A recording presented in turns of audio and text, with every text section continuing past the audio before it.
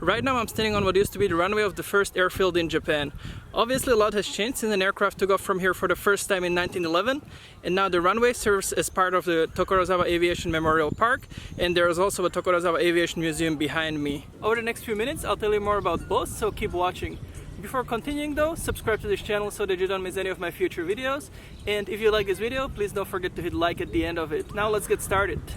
If you're arriving by train, which is by far the easiest way to get here, you will be welcomed by an aircraft before you even step into the park or the museum. In fact, chances are that the YS-11 displayed in front of the Kokukoen station will be the highlight of the trip for you. The YS-11, which was manufactured by NAMC between 1962 and 1974, was Japan's only post-war airliner until the Mitsubishi regional jet was launched. The airframe on display was manufactured in 1969 and it operated domestic flights for Air Nippon until 1997. Generally, the aircraft can only be seen from the outside, but every now and then the museum organizes events to let people see its cabin and cockpit. The Tokorozawa Aviation Memorial Park itself is quite large. It's about 1 kilometer from one end to the other. And as mentioned in the introduction, it also encompasses what used to be the runway of the first airfield in Japan that opened in 1911. And with a lot of green spaces, it's a great place to spend some time either by yourself, with your dogs, or with your family. There's also plenty of vending machines and other facilities like toilets and even playsets, so you don't have to worry about going thirsty or having your kids get bored after a while. Besides all that, there are also statues, monuments and so on that remind visitors of the fact that they are in a cradle of Japanese aviation. I'm standing in front of the most noteworthy of those, which is a memorial built as a reminder of Japan's first deadly air crash. The crash took place in 1913 in Tokorozawa, not far from the park, and killed two Imperial Army pilots that were on board, Kimura Suzushiro and Tokuda Kinichi, after their aircraft's left wing broke. Anyways, that's it for the park, and now let's go to the museum.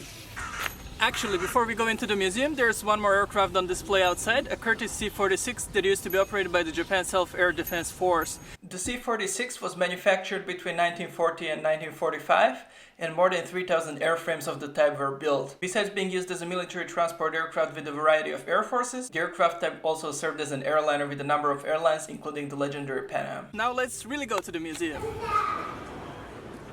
It costs 510 yen for adults and 100 yen for elementary and junior high school children to enter the museum, and the tickets can be bought right at the entrance. The museum is open from 9:30 a.m. until 5 p.m. every day except for Mondays and the New Year holidays. You can find the detailed calendar of the days the museum's open on its website. I'll be linking to it down below. The one thing you want to be sure about is that you're not going on the days marked on the calendar with the following characters. There's about a dozen aircraft inside the museum.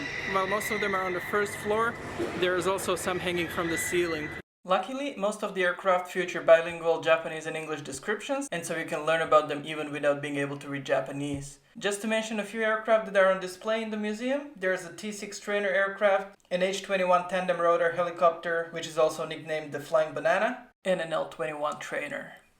While most of the aircraft you can only see from the outside, some like this Cessna you can also enter and see its cockpit and so on. Besides the actual aircraft, there are also 4 exhibits which give visitors more details about the physics of flight as well as the history of aviation.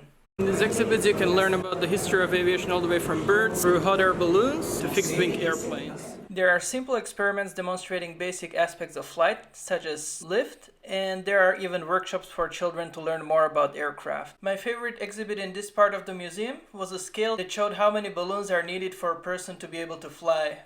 As for the history of aviation, there was a mock-up of the Wright brothers' workshop, where a movie about the very beginnings of flight was shown.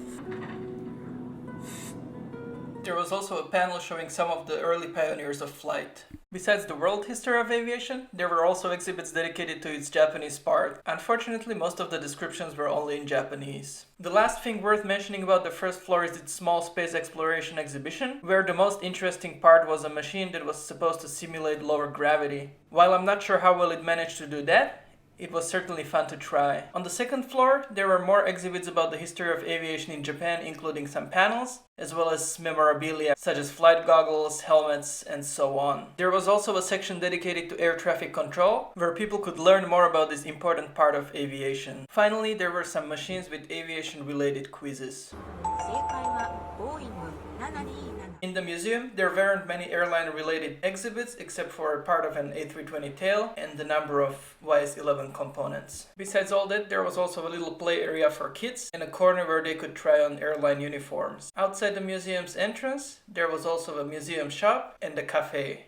Before ending this video, let's take a look at how to get to the museum and park. As mentioned in the introduction, by far the easiest way to get there is using the train. The park and the museum are served by Kokuko and Station, which in Japanese means Aviation Park Station, which is on the Seibu Shinjuku line. You can get there easily from Shinjuku and other parts of Tokyo in about 30 to 60 minutes, so it makes for a great day trip destination. The museum and the park are about a 5-minute walk from the station's east exit. Okay, that's it for today. I hope you will consider visiting Tokorozawa Aviation Memorial Park and Tokorozawa Aviation Museum next time you are in Japan. And if you enjoyed this video, please hit like and subscribe. Thank you for watching and see you in the next one.